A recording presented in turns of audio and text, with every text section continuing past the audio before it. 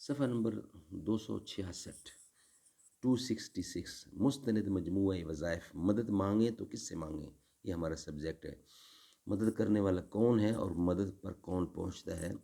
نحمدہ ونصلی علی رسولہ الکریم. بسم اللہ الرحمن الرحیم.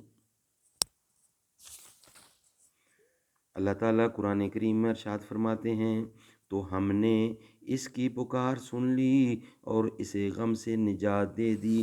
ہم ایمان والوں کو اسی طرح بچا لیا کرتے ہیں. دیکھا میرے عزیز، تو اللہ تعالیٰ خود فرما رہا ہے کہ میں ایمان والوں کو اس طرح بچا لیتا ہوں، چاہے سمندر کی تہہ میں ہو یا طوفان دریا میں ہو، آگ کے علو میں ہو یا مچھلی کے پیٹ میں ہو. اسی وقت مچھلی کو حکم ہوتا ہے کہ اے مچھلی، میرے یونس کو اپنے پیٹ اور سمندر سے باہر نکال دے. اور یہی ہوا کہ اگر یونس علیہ السلام خدا کی مدد نہ مانگتے، اس کو نہ پکارتے، اس کی تسبیح نہ پڑھتے، تو اس کا انجام کیا ہوتا وہ بھی سن لے. قرآن کریم کے 30ویں پارے میں سورۃ زفات کے 5ویں رکوع آیت نمبر 143 144 میں اللہ تبارک و تعالیٰ ارشاد فرماتے ہیں، اگر وہ تسبیح کرنے والوں میں سے نہ ہوتے تو قیامت تک اسی مچھلی کے پیٹ میں پڑے رہتے.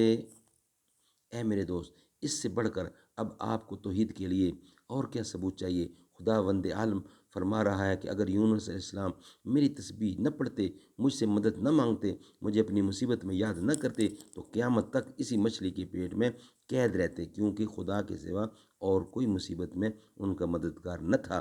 قرآن کریم کی 4 پارے میں 18ویں رکوع آیت نمبر 173 میں اللہ تبارک و تعالیٰ ارشاد فرماتے ہیں، ہمارے لیے اللہ تعالیٰ کافی ہے اور وہ بہت ہی اچھا کارساز ہے.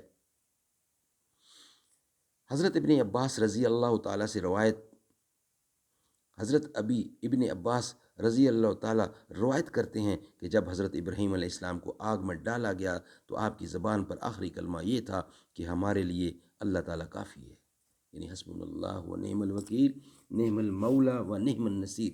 میرے عزیز دوستو، یہ تھا امتحان ایمان والوں کا اور یہ تھی کسوٹی. اب اللہ تعالیٰ کی رحمت کو دیکھیے، جب حضرت ابراہیم علیہ السلام کو آگ کی طرف پھینک دیا گیا ہے تو جو بڑے بڑے فرشتے ہیں وہ تیار کھڑے تھے کہ نہ جانے اللہ کس کو کب اور کیا حکم کرتا ہے. یعنی جب حضرت جبرائیل علیہ السلام تیار کھڑے تھے کہ اگر اللہ تعالیٰ مجھے حکم دے تو میں حضرت ابراہیم علیہ السلام کو آگ میں گرنے سے پہلے ہی بیچ راستے میں آسمان کی طرف اٹھا لوں یا آگ کو سمندر میں ڈال دوں. اسی طرح حضرت میکائیل علیہ السلام بھی تیار کھڑے تھے کہ اگر مجھ کو اللہ تعالیٰ حکم کرے تو میں برسات کو اس آگ پر ایسا امڑ دوں کہ ایک آن کی آن میں آگ بجھ جائے. اسی طرح ہوا. اس طرح ہوا کا فرشتہ بھی تیار کھڑا تھا کہ اگر مجھے حکم ملے تو میں ایک پل میں آنکھ جھپکنے کے ساتھ ہی ساری آگ کو اڑا کر لے جاؤں. مگر سب کے سب مجبور تھے، خدا کے حکم کے سوا کوئی کچھ بھی نہیں کر سکتا تھا، چاہے فرشتہ ہو یا نبی ہو یا ولی ہو یا کتب ہو یا ابدال ہو یا غوث ہو.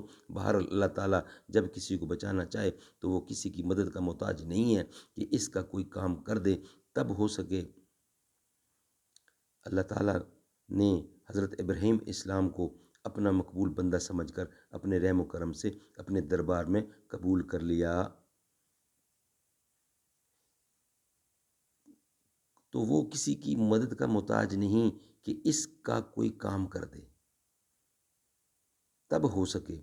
اللہ تعالیٰ نے حضرت ابراہیم علیہ السلام کو اپنا مقبول بندہ سمجھ کر اپنے رحم و کرم سے اپنے دربار میں قبول کر لیا تھا. بھلا وہ آگ ان کو کیا جلا سکتی تھی؟